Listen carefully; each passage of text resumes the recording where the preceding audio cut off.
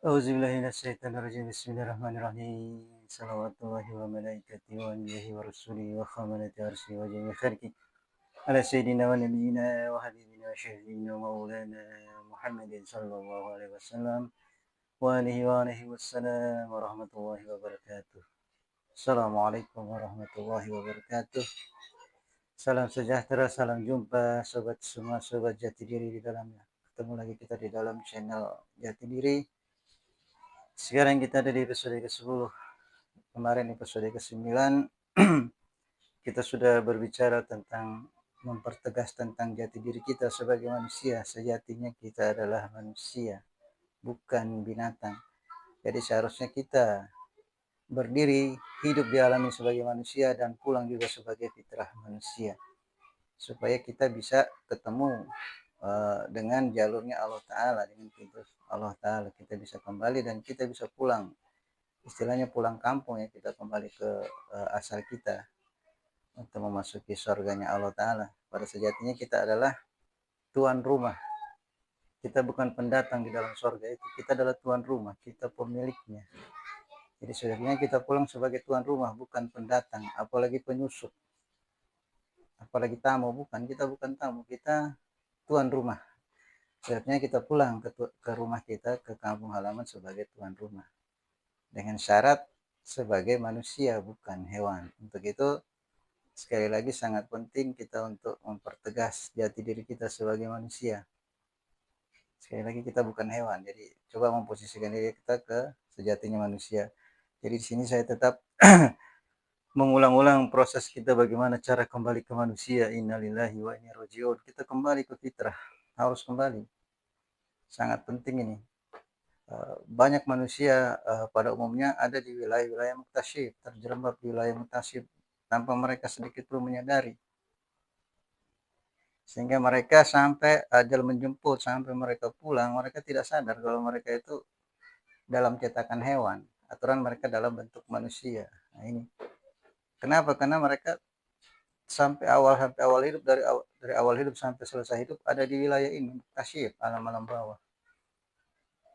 Nah, sejatinya kita ada di alam-alam asis, alam-alam ketinggian. Jadi sebaiknya kita berpulang ke rahmatullah itu adanya di sini, di aziz ini, di fitrah manusia, sehingga kita mampu kembali ke pintu masuk kita awal. Kita dihembuskan, dan awal mula kita dihembuskan, di situ pula kita akan kembali. Ini innalillahi wa inna ilaihi raji'un. Inilah yang dibilang wajah Allah itu, yang ada di surat Al-Ikhlas. Di Qul huwallahu ahad, Allahu samad, lam yalid wa lam yulad wa lam yakul lahu kufuwan ahad. Inilah wajah Allah. Ketika Rasulullah ditanya umatnya tentang Allah Ta'ala, Allah pertegas, katakan tentang aku. Wahai Muhammad, katakan aku. Qul huwallahu ahad, aku itu satu. Allahu samad, tempat bergantung segala sesuatu. Lam yalid wa lam yulad, tidak beranak dan tidak diperanakan, tidak di langit, tidak di bumi. Nah, di sini Allah Ta'ala itu tidak bisa dibahasakan dengan bahasa makhluk. Lam yakul lahu kufuwan ahad, tidak menyerupai apapun dan tidak ada yang mampu menyerupai dia. Nah, jadi ketika Rasulullah ditanya oleh umat dan Allah mempertegas, apabila engkau ditanya tentang aku, jawab ini. Qul huwallahu ahad, Allahus samad, lam yalid wa lam yulad wa lam yakul lahu kufuwan ahad. Jadi inilah yang Allah inginkan pertegas tentang dia. Inilah wajahnya. Disinilah dia mula menghembuskan kudrat iradahnya ke jati diri manusia itu. Kita harus pulang melalui ini. Inilah dasar kenapa ini disebut dengan gerbang ketuhanan atau wajah Allah yang dimaksud di dalam kudrat iradah ini. Ini dimaksud kudrat iradah. Nah, jadi kita harus tahu persis kita menghadap kemana di dalam kiblat itu. Inilah kiblat itu, tempat kita menghadap, tempat kita mulai dihembuskan, dan kita akan kembali ke sini. Sangat penting untuk kita bisa mengetahui ini.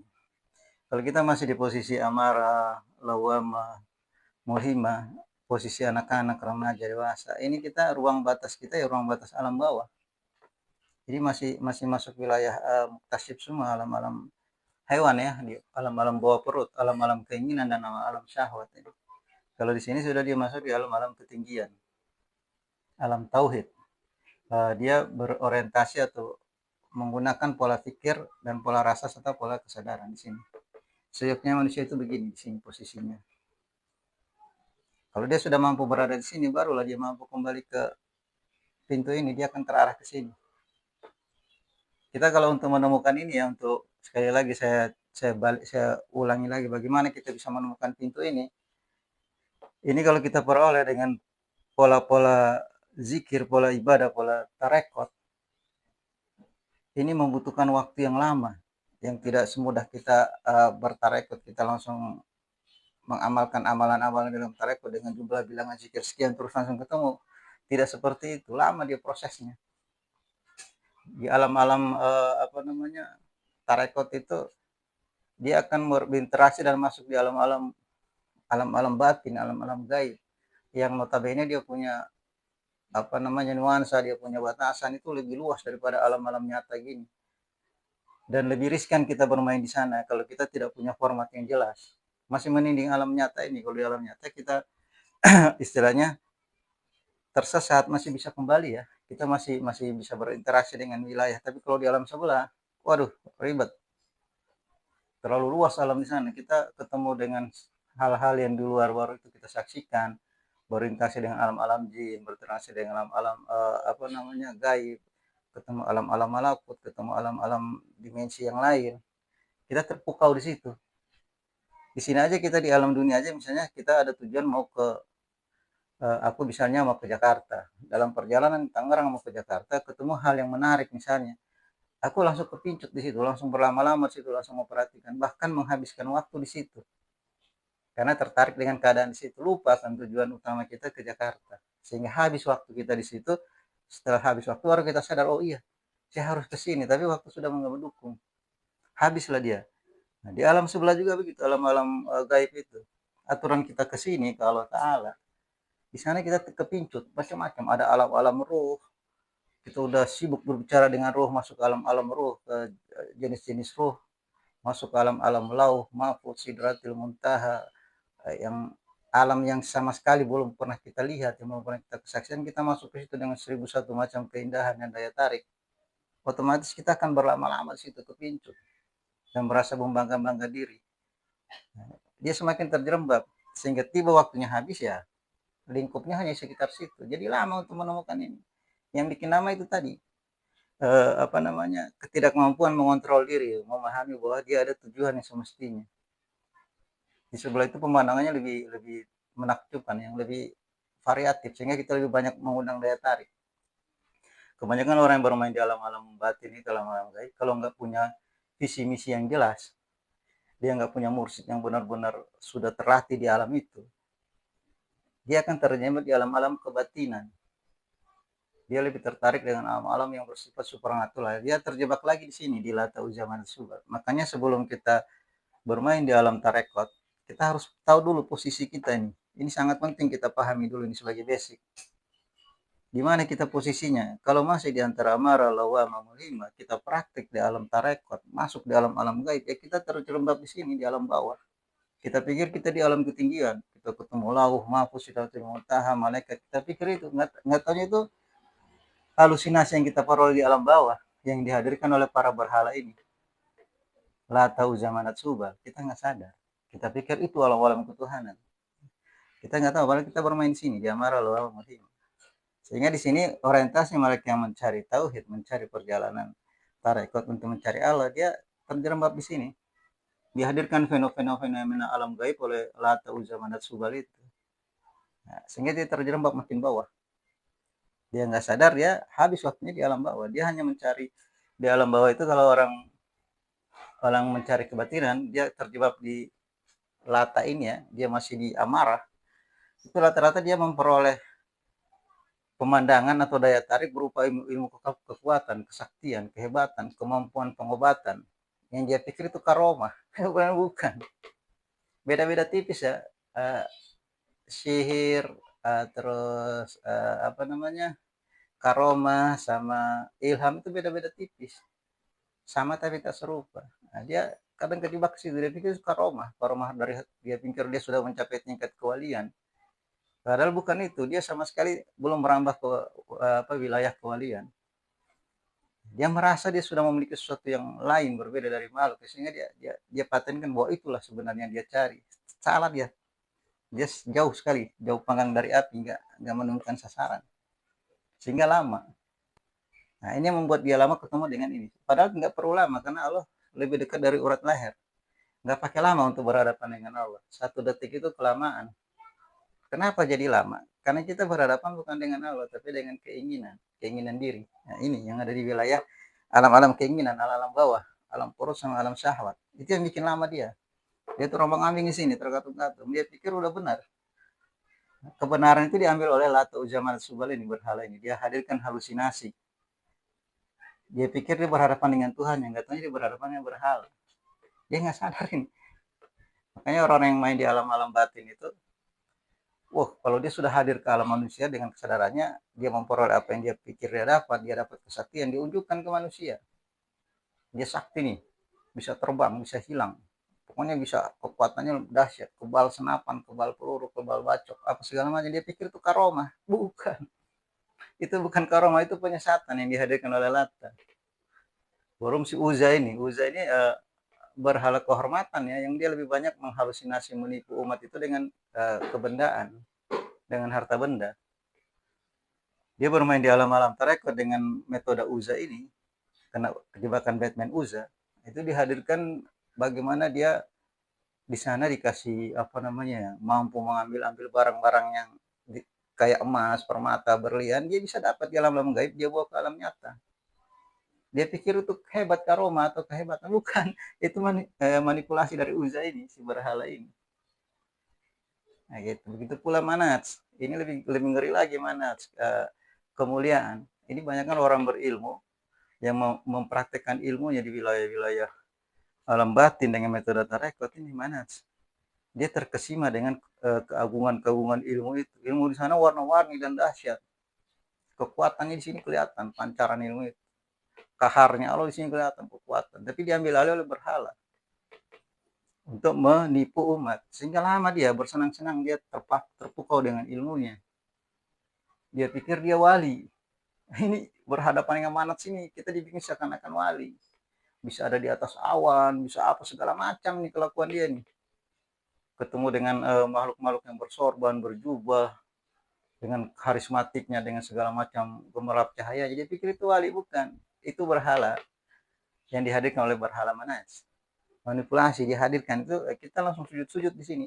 Kita pikir itu wali, kita pikir itu nabi, padahal bukan. Halusinasi. Yang ciri kita ketemu dengan yang sesungguhnya atau yang tidak sesungguhnya, bisa kita bedakan. Kalau yang enggak sesungguhnya, itu selalu mengarahkan kita pada kesombongan, pada keinginan alam bawah, selalu kepada apa namanya, ujub, riya, takabur itu. Tapi kalau kita ketemu yang sejatinya, dia selalu menghadirkan tauhid. Ketemu orang-orang dahulu, ketemu para wali, para nabi, para rasul, atau orang yang Allah muliakan di alam-alam gaib. Kalau dia sejatinya, dia yang sesungguhnya yang kita temukan, itu yang real, yang sejati, dia selalu mengarahkan kita ke sini, ke tauhid. Ini selalu berbicara, dia tidak menghalangi perjalanan kita menuju Allah Ta'ala. Kalau sini kita dihalangi dengan karismatik yang kita ketemukan. Ini selalu menunjukkan kehebatannya.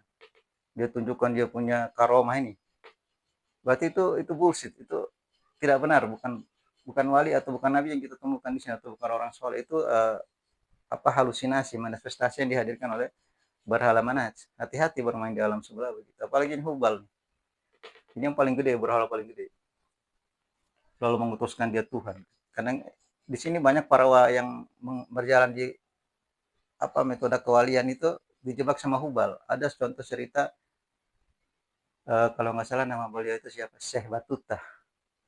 Seorang yang rajin ibadah, siang luar biasa ibadahnya, saking sujud terus dia di hadapan Allah, sampai tempat yang beliau sujud itu sebuah batu, tempat pualam batu gitu, tempat beribadah, sujud itu sampai bolong karena saking luar biasa beliau dalam ibadahnya. Sehingga si Syekh Batuta ini didatangi oleh setan yang namanya setan putih.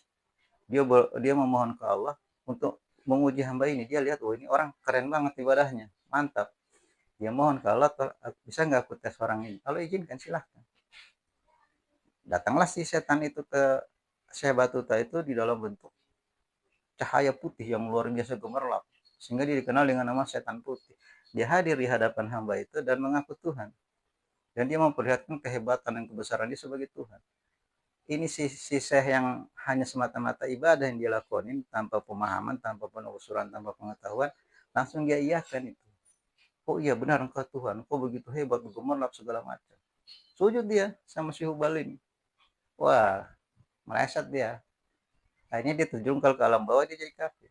Nauzubillah min dzalik. Jadi bermain di alam-alam tarekot, di alam-alam kebatinan dengan metode tarekot. Sebelum kita bermain di situ, kita harus perhatikan dulu basic kita ini. Kita di mana? Kalau masih di amara lawama ulima, ya sudah. Ini kita akan mudah dipecundangin oleh Lata Uzza Manat Subhat.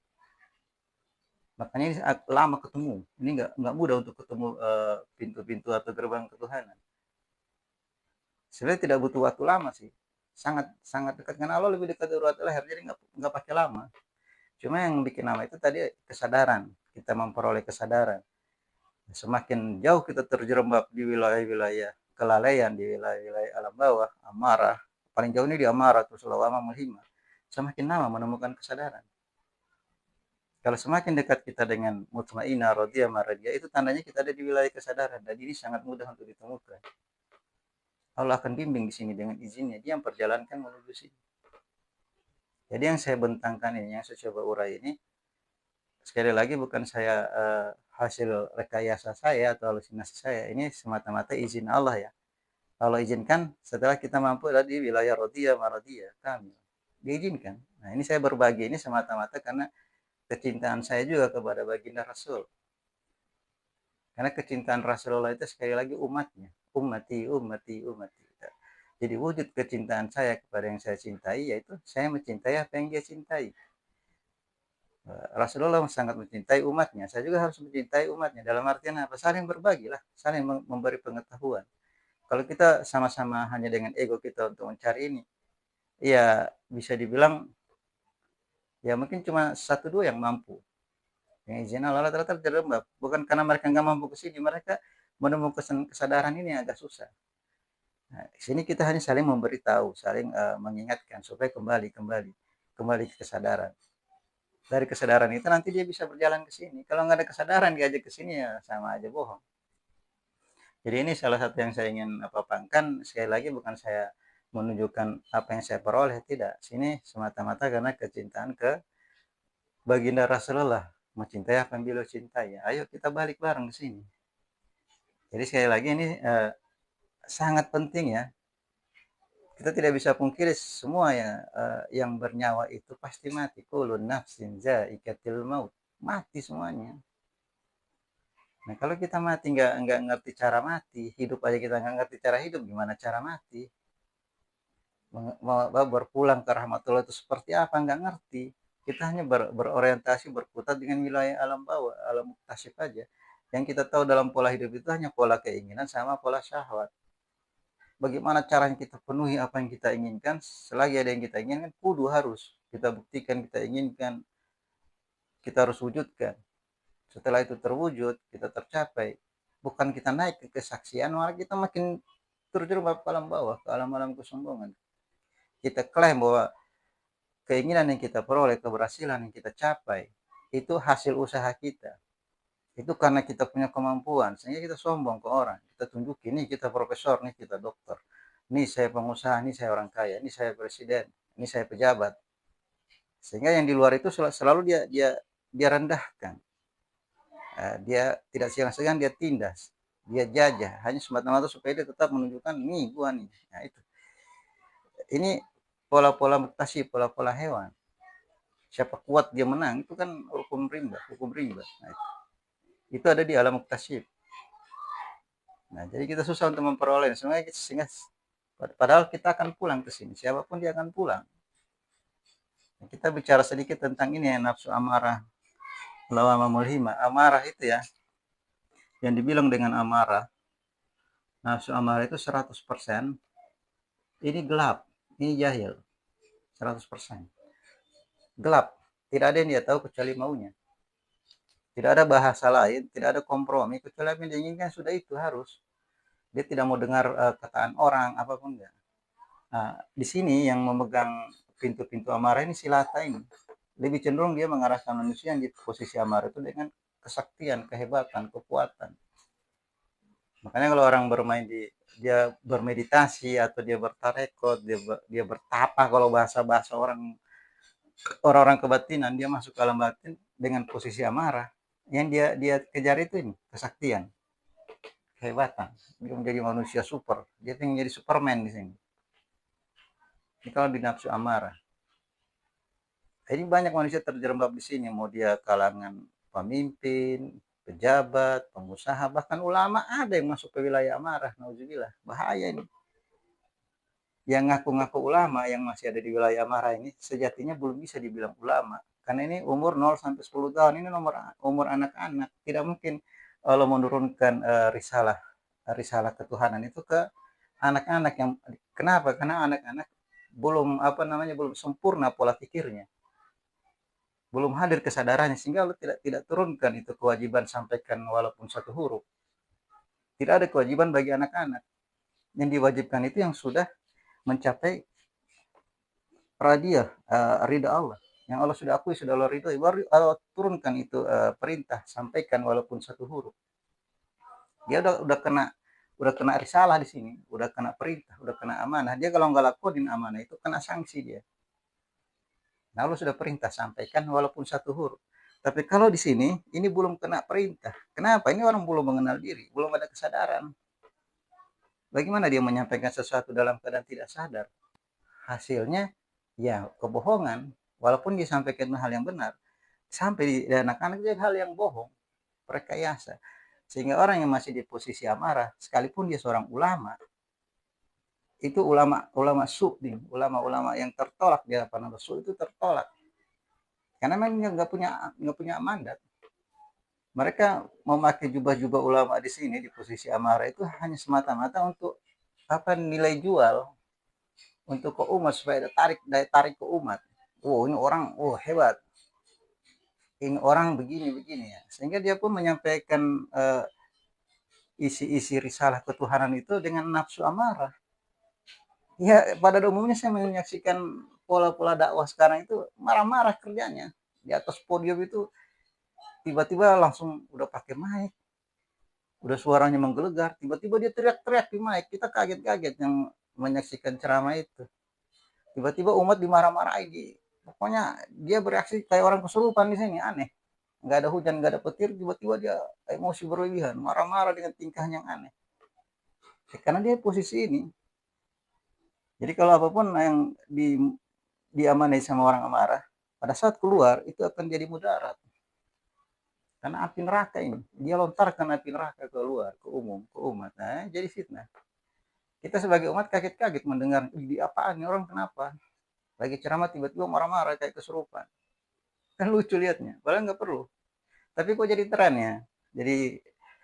Jadi banyak pengikutnya. Karena orang sekarang itu pokoknya yang penting nyali.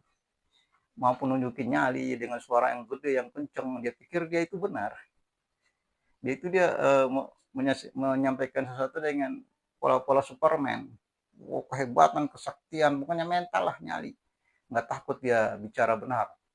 Dia pikir benar harus dikatakan dengan benar. Dia nggak peduli menyinggung orang tidak atau hukum. Bahkan ranah hukum aja dia terjang. Hanya bilang, oh dia hebat. Dia nggak terbendung. Dia hanya menunjukkan kehebatan dia, bukan kebesaran Allah. Yang dibesarkan kebesaran dia, bukan kebesaran Allah. Sementara Allah menyuruh kita syiar itu dengan hikmah, dengan kasih sayang, dengan lemah lembut, dengan hati, dengan kesempurnaan akal.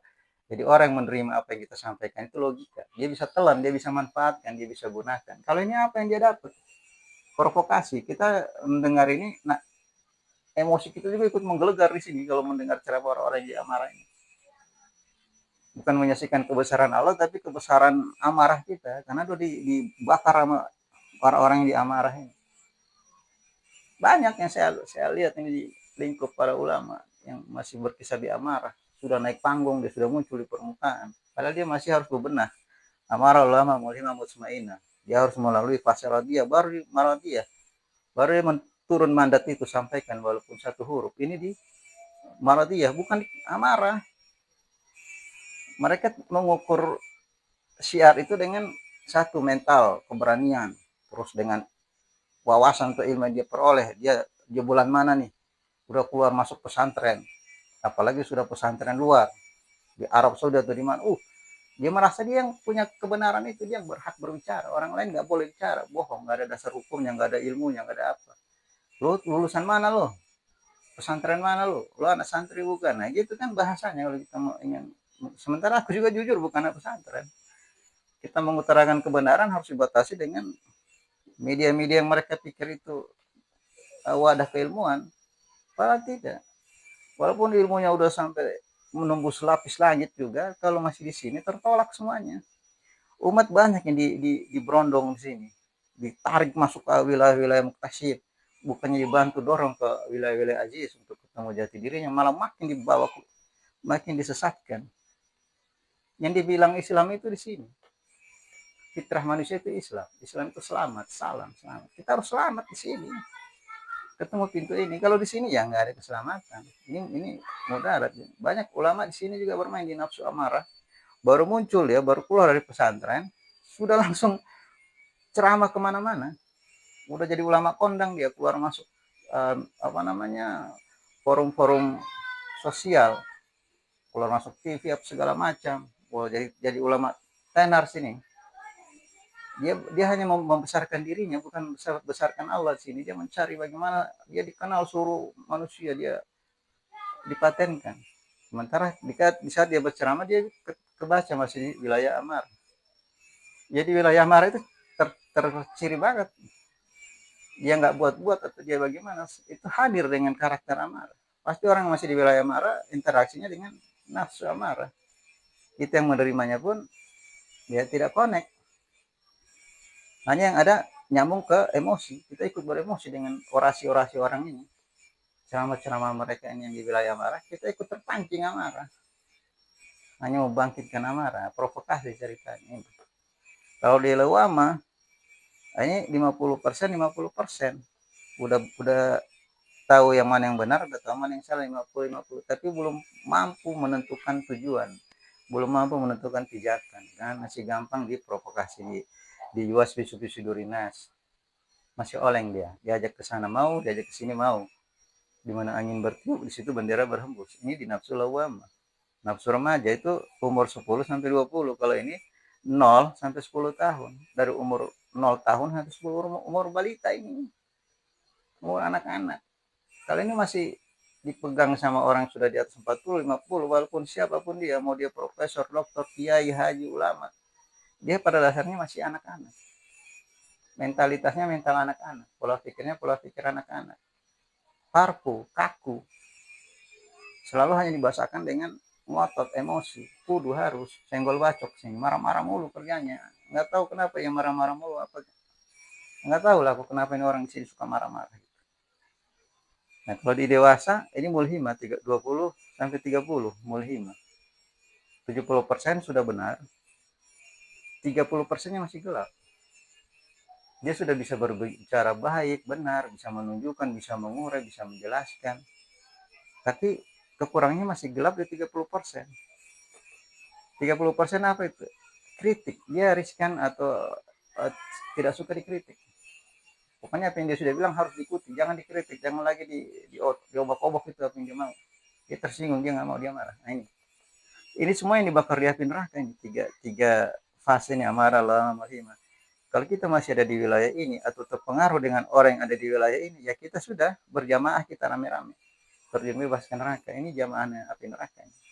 Mau dia ulama, mau dia kiai, mau dia siapa, dia masih dia marah. Ini penghuni neraka. Siapapun dia, tidak peduli siapapun dia, dengan strata dia, dengan status dia, dengan kedudukan dia, apapun yang dia banggakan, untuk mendukung keabsolitan dia. Kalau kita yang patokan, kita lihat dia posisinya di mana. Kalau dia marah, jangan diikuti. Saya mau ikuti ya silahkan. Kalau saya nggak mau. Karena saya punya diri, saya yang bertanggung jawab. Saya akan yang merasakan semua apa yang ditimpakan Allah ke saya. Saya nggak mau ngambil risiko. Mau siapapun dia. Mau ngaku nabi sekalipun saya nggak akan ikuti. Saya lihat dulu dia amarah. Kalau masih suka marah-marah, enggak, saya nggak mau. Resikonya saya nggak mau. Mereka nggak bisa menyelamatkan kita. Dirinya aja dia nggak mampu selamatkan. Masih diamarah terus, boro-boro menyelamatkan dirinya. Dia sadari dirinya aja dia nggak mau. Kalau dia itu ada di amarah. Kita kasih tahu nggak mungkin dia tahu. Dia langsung marahin kita. Langsung dia tantang kita duel. Ini orang nih langsung dipersekusi kita. Padahal ngasih tahu baik-baik, nggak bakalan. Ini nafsu amarah, senggol bacok di sini. Itu menunjukkan dia sendiri nggak mampu. Boro-boro dia keluar dari amarah, menyadari dia amarah aja dia nggak tahu. Lah kita ngikut orang yang kayak begini, ya sudah. Silahkan aja bareng nggak di neraka. Nggak ada jaminan orang ini, siapapun dia. Mau dia nabi kayak, mau dia rasul kayak, mau dia turunan siapa kayak ini. Kalau dia di amarah, jangan diikuti. Bahaya.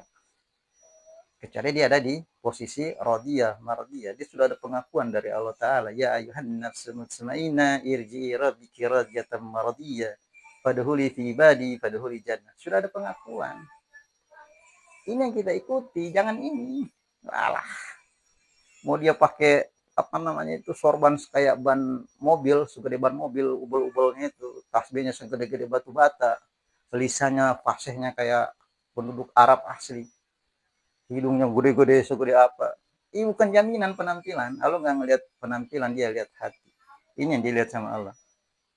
Kalau kita terpengaruh penampilan ya sudah, bareng-bareng. Dan dia boro-boro nyelamatin kita, nyelamatin dirinya aja dia nggak sanggup. Itu saja.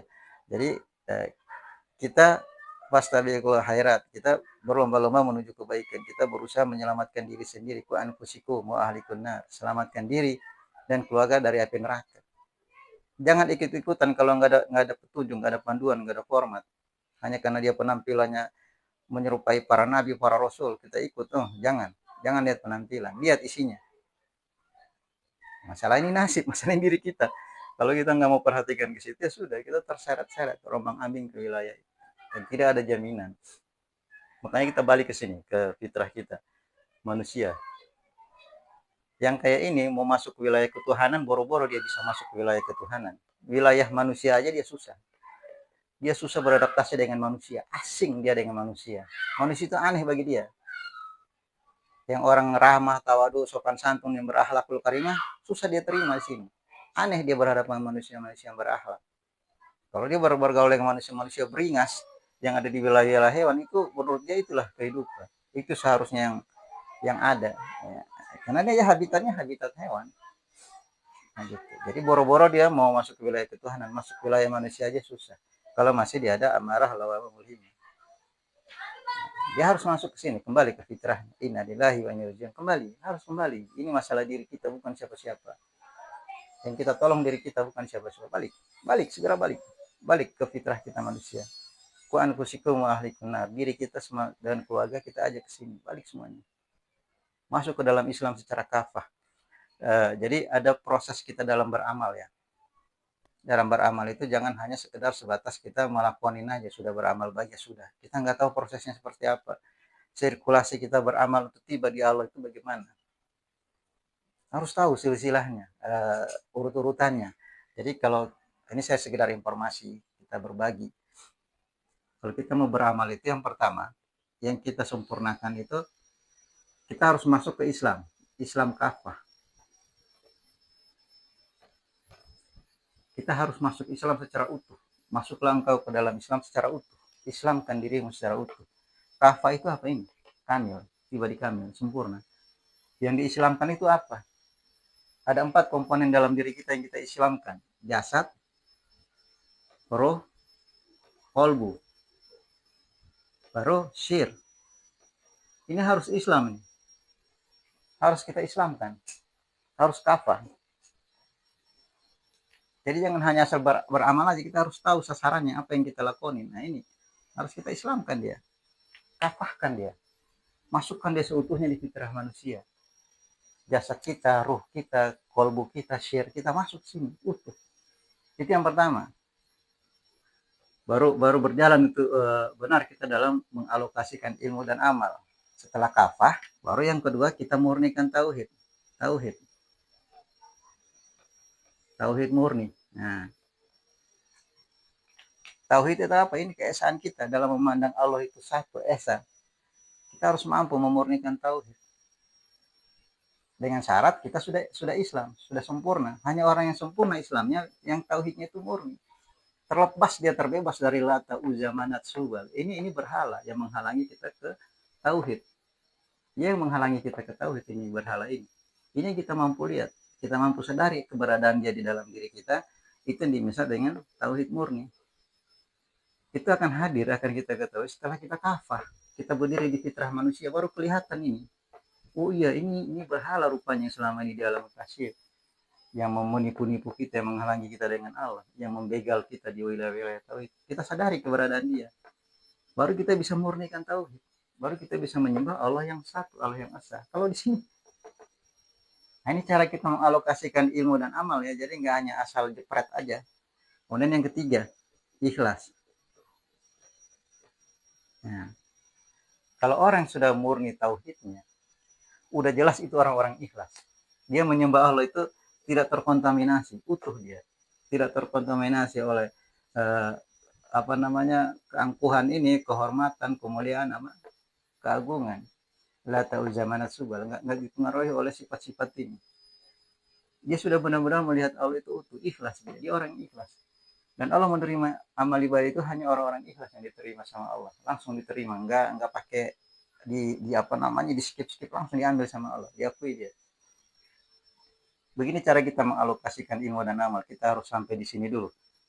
Ilmu dan amal itu sejatinya membuat kita kafah di dalam Islam. Kafah itu maksudnya kita mampu tegak di dalam fitrah kita. Sebagai manusia itu bilang kafah. Jasad, roh, qalbu, sir ada di sini semua, jangan di sini. Itu kafah. Setelah di sini baru kita bisa mengertikan tauhid. Baru kita bisa menyembah Allah yang sejati, bukan berhala. Disinilah kita bisa mengetahui, kita bisa menyadari, kita bisa melihat ternyata dalam diri kita ada 4 berhala ini yang menghalangi kita dengan dia. Kalau kita sudah tahu keberadaan dia, mudah kita menghancurkan dia. Karena kita nggak tahu adanya ini, sehingga kita tidak mengerti cara menghancurkan, cara berhadapan dengan dia. Nah, di sini setelah yang kedua kita peroleh, kita tahu keberadaan dia, kita hancurkan. Baru kita temukan yang namanya tauhid. Setelah tauhidnya berdiri, seluruh amal perbuatan dia dikategorikan Allah sebagai amal orang-orang ikhlas, yang diterima sama Allah, yang diakui sama Allah. Sudah ikhlas. Nah, inilah syarat orang ikhlas inilah yang mampu masuk ke wilayah ketuhanan, yang mampu beradaptasi dengan Tuhannya. Dia akan masuk ke gerbang jati diri. Ya, 4. Ke fitrah. Dia akan masuk ke fitrahnya. Apa fitrahnya itu? Itulah Nur Muhammad. Nur Muhammad. Kita semua asalnya dari Nur Muhammad. Pancaran Nur Muhammad. Dia tahu cara pulangnya ke sini. Dia semayamkan ruh dan jasad itu di dalam Nur Muhammad. Dia balik ke sini. Kalau dia nggak ikhlas, nggak bakal bisa masuk ke sini. Dia hanya sampai di tanah aja ruh dan jasad. Dia habis dimakan ulat, belatung dia. Kalau dia mampu tiba di sini, dia akan mampu sambung. Dia akan ketemukan pintu ini. Ini Nur Muhammad ini. Wajah Allah itu. Baru dia bisa kembali ke ketuhanannya yang kelima. Nah, dia kembali ke Allah Ta'ala sini. Itu yang dibilang inilah energi. Dia kembali. Dia bisa masuk ke sini. Kalau ini wajah Nur Muhammad, wajah Allah, dia akan masuk ke dalam. Dia bisa masuk. Nih. Ini cara kita mengalokasikan ilmu dan amal. Jadi nggak hanya asal gober aja, udah beramal sudah aman. Berilmu udah bisa ngoceh, udah bisa menjelaskan yang baik buruk. Dia pikir sudah benar. Dia harus mampu menemukan apa yang ditujukan dengan ilmu dan amal itu. Jangan nggak hanya asal jebret aja. Ini nih perjalanannya. Jadi ini yang kita peroleh, sehingga yang kita sembah benar Allah, yang kita besarkan Allah, yang kita tuju Allah. Innalillahi wa inna ilaihi raji'un. Kita ada di koridor itu.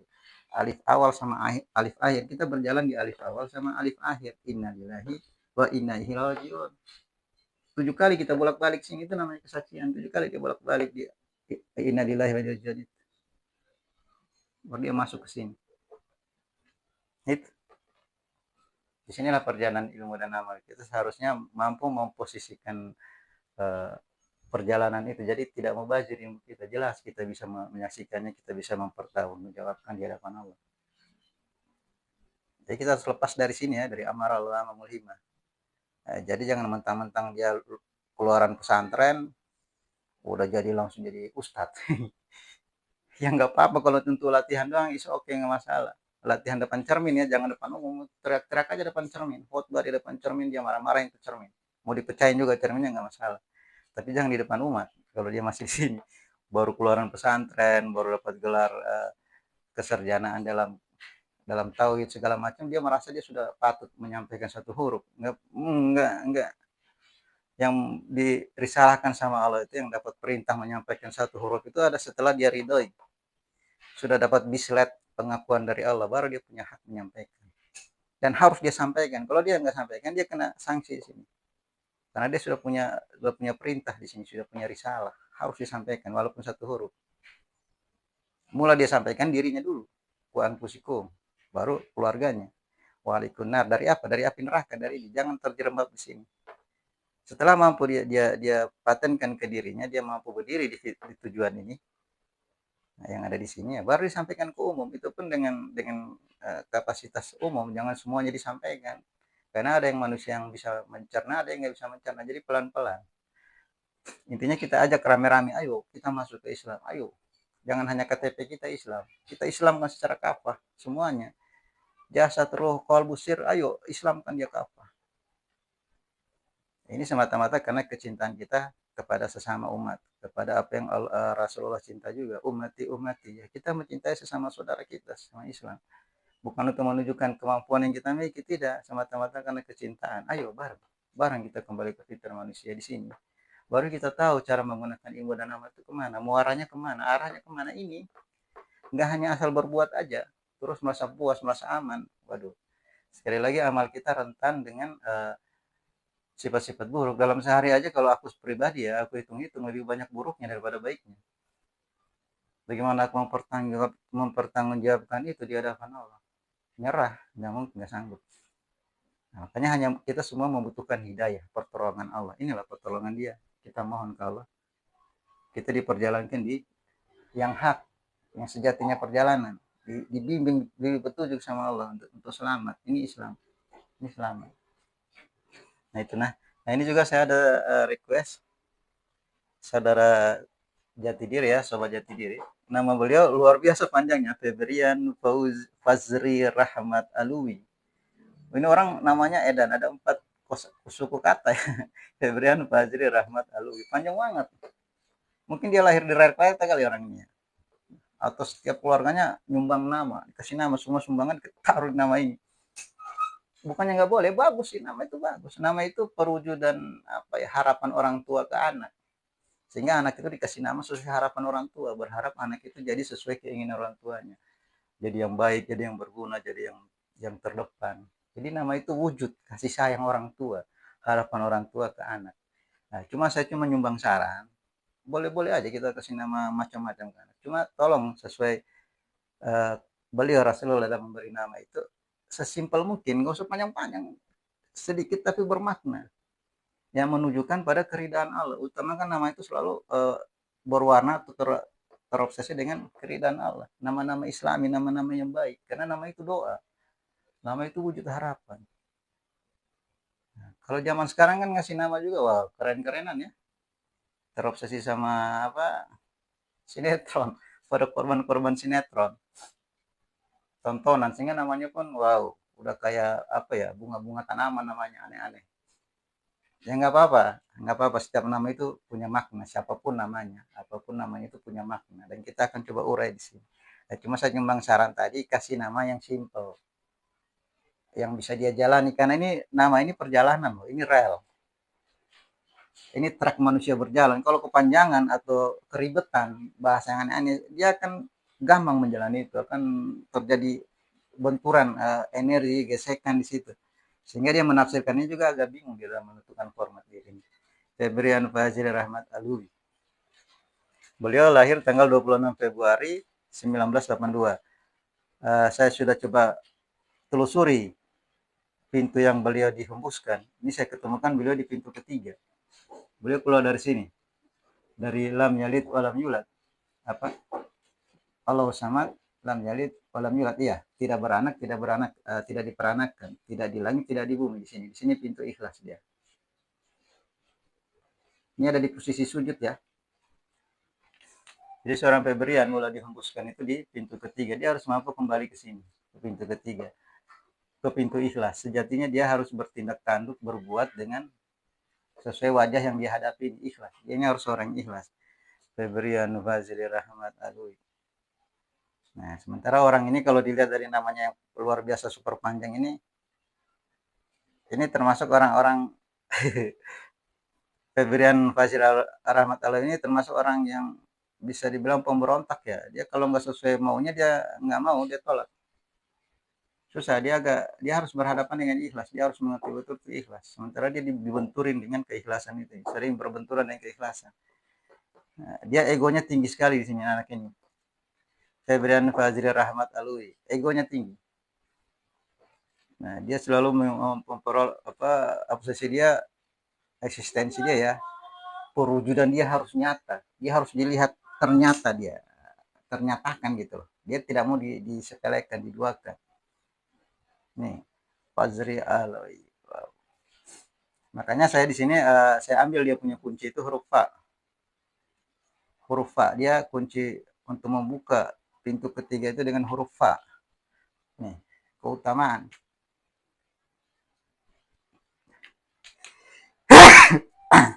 Alah.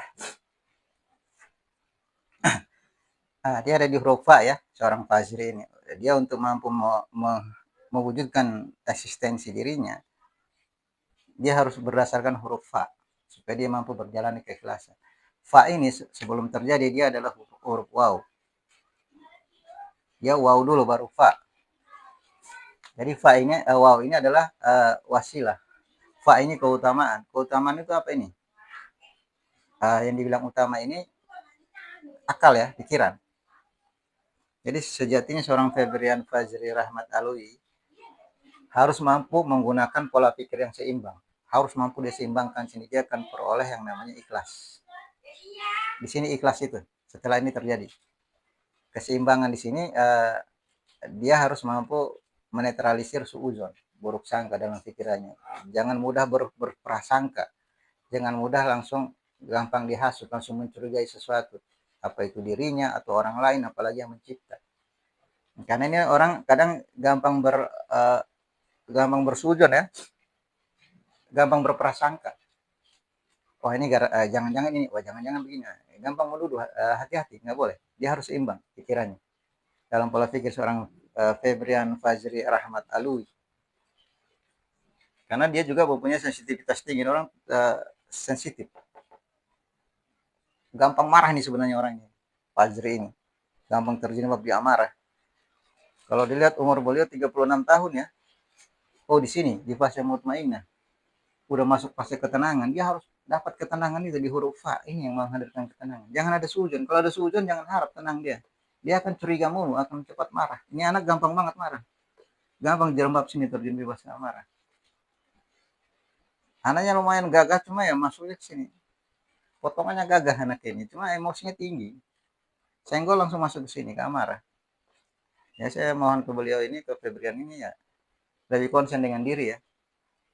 Harus bisa menghadirkan ketenangan dalam diri. Ketenangan di sini ada di huruf Fa. Kesempurnaan berpikir. Huruf Fa ini terjadi awalnya dari huruf Waw, wasilah. Wasilah ini maksudnya apa? Silaturahim.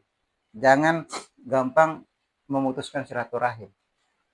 Jangan menyombongkan diri. Ini anaknya agak angkuh kalau di lingkungan, bahaya. Nggak boleh, dia harus tawadu. Ini posisi sujud dia. Harus banyak tawadu ya ke bawah. Jangan meninggi ya. Jangan karena emang egonya tinggi anak ini. Tinggi banget. Dia harus sadari itu kalau dia ingin balik ke fitrahnya, kalau dia ingin kembali ke innalillahi wa inna ilaihi raji'un. Dia harus ikhlas. Mencoba memahami dirinya atau di luar dirinya, apalagi yang mencipta dirinya. Coba pahami dengan keinginan Allah Ta'ala, bukan keinginan diri. Jadi jangan cepat marah seorang Febrian Fazri ini. Hati-hati, ini dia punya sensitivitas di huruf ro ini aja gampang banget terjun bebas di sini, dia marah. Orangnya super ego ya, tinggi dia egonya. Cepat marahnya anak. Tapi juga punya empati yang tinggi, dia solidaritasnya tinggi orang ini. Fazri ini solidaritas, kalau dia dalam bergaul itu dia selalu terdepan, selalu menghargai lingkungannya. Cuma selalu ada motif, hati-hati. Dia harus mampu menghargai itu dalam konteks ikhlas. Nah kita bahas sedikit tentang ikhlas ya. Ikhlas ini apa? Kemarin saya sudah coba bahas sedikit tentang ikhlas ini. Ini waktu ditanya sama Rasulullah, ikhlas itu apa ya Rasul? Ikhlas itu diibaratkan nama Rasulullah seperti susu. Susu itu minuman yang sangat bergizi, minuman super lah kalau aku bahasakan. Cuma kita lihat dia keluar dari dua keadaan. Di sini kotoran, sini darah. Baru keluar yang namanya susu ini. Ini baru susu. Ikhlas itu. Cuma lihat dia asal usul dia itu dari kotoran dan darah. Dia keluar dari sela-sela situ tanpa sedikit pun tercampur oleh kotoran dan darah. Darah ini pengorbanan, kotoran ini sifat. Kita sudah berbuat apa-apa, ujung-ujungnya selalu, aku sudah berlakukan seperti ini, udah berbuat begini kok, ujung-ujungnya zong. Nah, sifat itu yang mendasari, yang banyak memprovokasi di sifat itu suuzon. Sehingga kita mau berbuat baik selalu dia dihadirkan ungkit-ungkitan. Ya, percuma loh bikin kayak gini. Ujung-ujungnya apa? Derita doang kan, pengorbanan doang kan. Nah, itu darah. Kalau dia terpengaruh di sini tidak akan pernah menghasilkan yang namanya susu. Tidak ada terjadi keikhlasan, itu rusuh yang ada.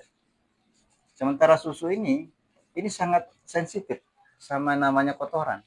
Sedikit aja kotoran masuk atau apapun yang masuk ke selain fitrah susu itu dia akan rusak, akan basi susu ini. Jadi kalau ini ada yang ikut ke sini sedikit aja, setitik aja masuk ke sini, ikhlasnya itu nggak tercapai. Yang dia dapat cuma pengorbanan, cuma rasa penyesalan, ungkit-ungkitan. Nah ini minta tolong ke beliau Febrian Fajri Ahmad Alwi memperhatikan ikhlas ini. Ini tujuan hidup beliau ini harusnya di ikhlas di pintu ketiga. Ini tujuan hidupnya. Dari sini dia dihembuskan, dari sini dia harus pulang.